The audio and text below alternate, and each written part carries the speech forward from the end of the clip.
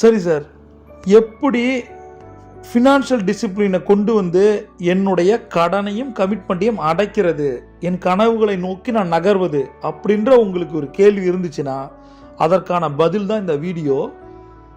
7 படிகள் தான் இருக்குது. ஒருத்தன் அவனுடைய கனவுகளை அச்சீவ் பண்ணுறதுக்கு, கடனை அடைப்பதற்கு, கமிட்மெண்ட்டை உடைப்பதற்கு 7 ஸ்டெப்ஸ் தான் இருக்குது. இப்போ பிரபஞ்சம் என்ன சொல்லுதுன்னா, உனக்கு ஒரு கிஃப்டாக ஒரு புத்தம்புது வீடை நான் கொடுக்குறேன், நீ ஆசைப்பட்ட மாதிரி ஒரு வில்லா, ஒரு கடற்கரையை பார்த்த மாதிரி ஒரு வில்லா தரேன், இந்தா உன் கையில் ஒரு கீ. இப்போ ஒரே ஒரு கண்டிஷன் தான், தோபார் வீடு நான் கொடுத்துட்டேன். இந்த 7 ஸ்டெப்லையும் நீ 90 நிமிஷம் நின்று போகணும், அல்லது 90 செகண்ட் நின்று போகணும், அல்லது 90 நாட்கள் நின்று போகணும் அப்படின்னு ஒரு ரூலை வச்சிருது. இது ஒரே ஒரு ரூல் தான். இந்த பிரபஞ்சம் உங்களுக்கு ஒரு வீட்டை கொடுத்துருச்சு, நீங்கள் ஆசைப்பட்ட கனவு வீட்டை கொடுத்துருச்சு, நின்று போகணும். இப்போ நீங்கள் என்ன பண்ணுவீங்க? இல்லை நீங்கள் நின்று போகலன்னா அந்த சாவியை வாங்கிக்கோ, அந்த வீடு மறைஞ்சிரும் அப்படின்னு வச்சுப்போம். சரியா? இப்போ என்ன பண்ணுவீங்க? முதல் ஸ்டெப்பில் நீங்கள் அட்லீஸ்ட் என்ன ரூலு, 9 செகண்டோ அல்லது 9 நிமிஷமோ அல்லது 90 மணி நேரமோ 90 நாளோ நீங்கள் நிற்கணும். இப்போ நான் என்ன சொல்ல வரேன்னு உங்களுக்கு புரியுதா? அதுதான் ஒரு 10 ஸ்ட்ராட்டஜி இருக்குது அந்த 90 நாள் நீங்கள் பண்ண வேண்டியது. ரைட்?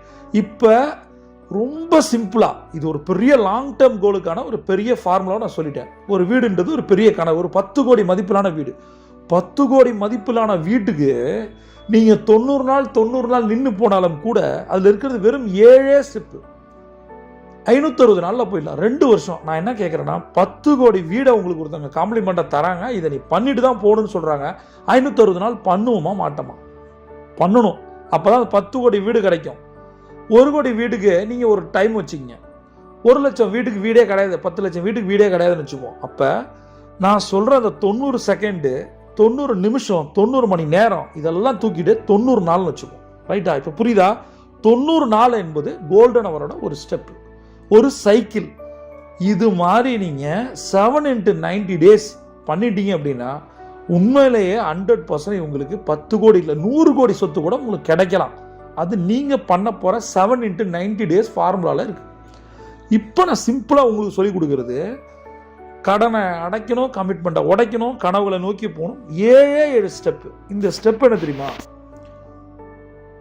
இன்னையிலிருந்து நான் முதல் ஸ்டெப் நான் சொல்கிறேன். இந்த ஸ்டெப்பு நான் எதுக்காக அந்த ஸ்டோரியை நான் சொல்கிறேன்னா, கடந்து தடன்னு ஓடிடுறோம்.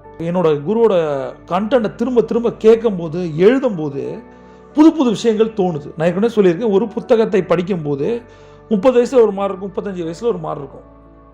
புக்கு ஒன்று தான், எழுத்து ஒன்று தான், எழுத்தாளர் ஒன்று தான், ஆனால் உங்களோட மெச்சூரிட்டி லெவல் வேறு. அது போல தான் நீங்கள் கடந்து சென்றுடக்கூடாது, அப்படியே ஓடி டக்குன்னு படி ஏறிடக்கூடாது. படி ஏறி நீங்கள் வேகமாக ஏறிட்டீங்கன்னா அந்த வீடு அங்கே இருக்க போகிறதில்ல. அப்போ ஸ்டெப் பை ஸ்டெப் ஸ்லோ பண்ணுங்க, நில்லுங்க, பதட்டப்படாதீங்க, ஓடாதீங்க. நின்று நான் சொல்கிறத கேளுங்க. முதல் ஸ்டெப்பில் நில்லுங்க. அந்த முதல் ஸ்டெப்பில் அட்லீஸ்ட் நீங்கள் திரும்ப இந்த வீடியோவை என்ன சொல்கிறது 9 தடவையாவது கேளுங்க. 90 நிமிஷம் வேணாம், 9 தடவையாவது கேளுங்க. முதல் விஷயம் என்ன தெரியுமா? நான் இன்னையிலிருந்து டிசிப்ளினாக இருக்க போகிறேன், சுய ஒழுங்கோடு இருக்க போகிறேன் பணத்தை பற்றி. சரியா? முதல் ஸ்டெப்பு அந்த பணத்திற்கான சுய ஒழுங்கு என்ன அப்படின்னா, நான் இன்னைக்கு ஒரு ஃபினான்ஷியல் கோல், நிதி இலக்குகளை ஃபிக்ஸ் பண்ண போகிறேன். அவ்வளோதான். ஒரு ஃபினான்ஷியல் கோலை நான் எழுத போகிறேன். இப்போ நீங்கள் உட்காந்து எழுதுங்க, ஒரு டைரியோ நோட்டோ எடுத்து. இதை சரியாக பண்ணுங்களேன். இந்த 7 ஸ்டெப்பும் பண்ணிங்கன்னா 100% கடன் அடையும், கமிட்மெண்ட் உடையும், நீங்கள் கனவுகளை நோக்கி நீங்கள் போவீங்க. அது எவ்வளோ பெருசாக இருந்தாலும் சரி. இப்போ என்ன எழுதணும் அப்படின்னா, 3 விஷயங்களை நீங்கள் எழுத போகிறீங்க. 1, ஷார்ட் டேர்ம் ஃபினான்ஷியல் கோல், மிட் டேர்ம் ஃபினான்ஷியல் கோல், லாங் டேர்ம் ஃபினான்ஷியல் கோல். அது முன்னாடி நான் 6 கோல் சொல்லி கொடுத்துருந்தேன். ஆனால் இன்றைக்கி நான் சொல்லி தரது வெறும் 3 கோல். அது நிதி இலக்கு. ஏன்னா நம்மளோட டாபிக் அப்படி. நிறைய பேர் இந்த பணத்தை பற்றி, கடனை பற்றி என்ற தொடர்ந்து கேட்டுட்டு இருக்கிறதால அவங்களுக்கான வீடியோ. கடனோடு இருக்கவங்க, கமிட்மெண்ட்டோடு இருக்கவங்க, பெரிய கனவுகளோட வாழ்ந்துட்டு இருக்கவங்க மட்டும் இந்த வீடியோ பாருங்கள். ரைட்? அந்த short term, mid term, long term கோலை நீங்கள் எழுதணும். எழுதும்போது உங்களுக்கு ஒரு விஷயம் தோணும். சரியா? சரி, இப்போ உங்களுக்கு அந்த விஷயம் தோன்றதுக்கு முன்னாடியே நிறைய பேருக்கு எப்படி ஃபினான்ஷியல் கோல் எழுதுறது அப்படின்னு தெரியலன்னு வச்சிங்க. நான் உங்களுக்கு ஒரு எக்ஸாம்பிள் சொல்கிறேன். இலக்குகள் என்பது ஒவ்வொருத்தவங்க மாறுபடும். ஆல்ரெடி நீங்கள் என்ன செல்ஃப் டிசிப்ளினாக இல்லை, ஃபினான்ஷியல் டிசிப்ளினாக இல்லைன்றதை எழுதியிருக்கீங்க. அதை எப்படி பண்ணிருக்கணும்னு எழுதிட்டீங்க. உங்களுக்கான நிதி இலக்குகளை இப்போ நீங்கள் எழுத போகிறீங்க. இந்த 3மே எழுதும்போது உங்களுக்கான ஒரு ஃபியூச்சர் கிடைக்க போகுது. ஃபஸ்ட்டு ஷார்ட் டைம் கோல் என்ன தெரியுமா? 90 நாளைக்கு வச்சுப்போம். நான் என்னுடைய கிரெடிட் கார்டு கடனை அடைப்பேன் அப்படின்னு ஒரு எக்ஸாம்பிள். 90 நாளில் உங்களால் கடன் அடைக்க முடியும். ஏன்னா கிரெடிட் கார்டில் பெரிய அளவு கடன் இருக்காது. உங்களுக்கு எத்தனை கிரெடிட் கார்டு இருக்க போகுது? 90 நாளில் அடைக்கக்கூடிய கடனுக்கு பேர் தான் ஷார்ட் டைம் கோல்னு வச்சுக்கோங்க. சரியா? எப்படி சொல்லலாம்? சரி, சிம்பிளாக உங்களுக்கு சொல்கிறேன். நான் வந்து கோலை தான் செட் பண்ண போகிறீங்க, எப்படி பண்ண போகிறீங்கன்னு சொல்லலை. அதனால் இப்போ ஒரு கோலை நீங்கள் செட் பண்ணுறீங்க. நான் வந்து எவ்வளவோ செலவு பண்ணுறேன், எனக்கு வந்து சம்பளம் 10,000 ரூபா, ஆனால் செலவு பண்ணுறது 15,000 ரூபா, என்னோட சம்பளம் 10,000 ரூபா, எனக்கு கடனே 15,000 ரூபா. இந்த மாதிரி நீங்கள் கன்ஃபியூசிங் ஸ்டேஜில் இருந்தீங்கன்னா இப்போ நீங்கள் ஒரு ஸ்பெண்டிங் லிமிட்டை செட் பண்ண போகிறீங்க. ஸ்பெண்டிங் லிமிட்னா இவ்வளோ தான் நான் செலவு பண்ண போகிறேன்ப்பா, அவ்வளோதான். இதை பேஸ் பண்ணி இந்த 7 ஸ்டெப்பையும் பேஸ் பண்ணி நான் ஒரு மெத்தட் ஒன்று சொல்லித்தரேன். அதை பண்ணும்போது இந்த 7 ஸ்டெப்பும் ஃபுல்ஃபில் ஆகிடும். புரியுதா? நான் ப்ராக்டிக்கலாக பேசிகிட்டு இருக்கேன். உங்களுக்கான ஸ்பெண்டிங் லிமிட்டை நீங்கள் முடிவு பண்ணுங்கள். 10,000 ரூபா வருது அப்படின்னா இப்போ நீங்கள் ஒரு நாளைக்கு மினிமம் ஒரு 500 ரூபா எல்லாரையும் சம்பாதிக்க முடியும். நீங்கள் ஒரு ஆட்டோ டிரைவராக இருந்தாலும் கூட ஒரு 500 ரூபா சம்பாதிக்க முடியும். ரைட்டா? செலவுகள் போக நான் சொல்கிறது. இப்போ நீங்கள் 500 ரூபா எடுத்துகிட்டு போய் கொடுக்குறீங்க. நிறைய பேர் மெட்ராஸ் மாதிரி ஊர்களில் ஓட்டுறவங்க 1000 ரூபா சம்பாதிக்கிறாங்க. செலவு போக 1000 ரூபா எடுத்துகிட்டு போகிறோம். நான் என்ன சொல்லுவேன், அவங்கள்ட்ட சொல்லுவேன், நான் ஒரு கான்செப்ட் சொல்ல போகிறேன். அதனால் இன்றைக்கி நீங்கள் ஒய்ஃப்கிட்ட கொடுக்க போகிற காசை 500 ரூபா மட்டும் கொடுங்க சார். அது கமிட்மெண்ட், அதெல்லாம் ஒன்றும் கிடையாது. சிம்பிள். நீங்கள் 30,000 சம்பாதிக்கிறீங்க, ஒரு நாளைக்கு 1000 ரூபாங்க, 500 ரூபா தான் கொடுக்க போகிறீங்க. அந்த 500 ரூபாயை வேறு ஏதோ ஒன்று பண்ண போகிறீங்க. சரியா? அந்த 500 ரூபா என்ன பண்ண போறீங்கன்னு நான் கடைசி வீடியோவில் 8வது வீடியோவில் சொல்கிறேன். இப்போ சொன்னால் நீங்கள் உங்களுக்கு ரொம்ப டூ ஏர்லி, ரைட்? இப்போ என்ன ஆகிடும், சார் 500 ரூபா பத்தாதுன்னா எக்ஸ்ட்ரா ஓட்டி சம்பாதிக்கிறதா காசு. இப்போ வேலை இல்லைன்னா என்ன பண்ணுவீங்க? லாக்டவுன் போட்டாங்க, வீட்டை விட்டு வெளில போக முடியாது. அப்போ என்ன பண்ணுவீங்க? இந்த 500 ரூபாயை புதுசாக எக்ஸ்ட்ரா கிடச்சிதுன்னு நினச்சிங்க. மனசு தான் அல்லது காரணம், மைண்டு தான் அல்லது முடிவு பண்ணுது. 500 ரூபா தான் நீங்கள் ஓட்டினீங்க, 500 ரூபா கொடுக்க போகிறீங்க. 1000 ரூபா ஓட்டிட்டீங்க, 500 ரூபா கொடுக்குறேன்னு நினைக்கிறீங்க. அதனால ஸ்பெண்டிங் லிமிட்டை நீங்கள் எழுதுங்க. இவ்வளோ தான் நான் ஸ்பெண்ட் பண்ண போகிறேன். 10,000 ரூபா நான் சம்பாதிக்கிறேன், 15,000 ரூபா சம்பாதிக்கிறேன்னா 2,000 ரூபா சேமிப்பேன். 10,000 ரூபாய்க்கு 15,000 ரூபாய்க்கு 5,000 ரூபா சேமிப்பேன். 20,000 ரூபாய்க்கு 7,000 ரூபா சேமிப்பேன். இந்த மாதிரி நீங்கள் சேமிக்கிறதுக்கு முன்னாடி இவ்வளோ தான் செலவு பண்ணணும்னு யோசிச்சு வச்சுருங்க. Spending limit. அடுத்தது எமர்ஜென்சி ஃபண்டு. ரொம்ப ரொம்ப முக்கியம். எமர்ஜென்சினா என்ன? ஏதாவது ஒன்று நடந்துருச்சுன்னா என்ன பண்ண போகிறோம்? ஹெல்த் இஷ்யூஸ் வருது, வீட்டில் வயசான அப்பா அம்மா இருக்கலாம், குழந்தைங்களுக்கு ஏதாவது உடம்பு சரியில்லாமல் ஆகலாம். அப்போ எவன்கிட்ட போய் கேட்பீங்க? சொந்தக்காரன்ட்ட போய் நிற்பீங்களா? யார் உடனே தருவா? அப்புறம் நம்ம எவன்டே போய் கேட்கறது, எவனும் தரமாட்டான், அவனை பற்றி புலம்புறது, சொந்தக்காரெலாம் செய்ய மாட்டான். நீ எத்தனை சொந்தக்காரனுக்கு செஞ்சுருக்க? அடுத்தது எவ்வளோ சேமிக்க போகிறோம்? நான் ஸ்பெண்டிங்கில் நான் சொல்லிட்டேன். எவ்வளோ நான் செலவு பண்ண போகிறேன், எவ்வளோ சேர்த்து வைக்க போகிறேன், எவ்வளவு ஃப்யூச்சருக்கான ஒரு எமர்ஜென்சி ஃபண்டை எடுத்து வைக்க போகிறேன். இந்த 3 பண்ணணும். சரியா? இப்போ இதை இப்படி தான் பண்ணணும், இவ்வளோ தான் பண்ணணும்லாம் நான் சொல்லித்தரல. ஃபினான்ஷியல் கோலுக்கு, ஒரு ஷார்ட் டேர்ம் ஃபினான்ஷியல் கோலுக்கான ஒரு எடுத்துக்காட்டு சொல்லியிருக்கேன். இது உங்களுக்கு புரிஞ்சிருக்கும் நான் நம்புகிறேன். புரியலைன்னா நீங்கள் என்கிட்ட கேட்கலாம். நிறைய மனிதர்களை நான் பார்த்துட்டு இருக்கேன். ஒரு விஷயந்தான் அவங்க கேட்பாங்க என்கிட்ட, எதில் இன்வெஸ்ட் பண்ணலாம்? ஸ்டாக்ஸ்லையா, பாண்ட்ஸ்லையா, கமோடிட்டிலையா, கரன்சிலையா, கோல்டுலையா, ரியல் எஸ்டேட்லையா, இன்னும் நிறைய.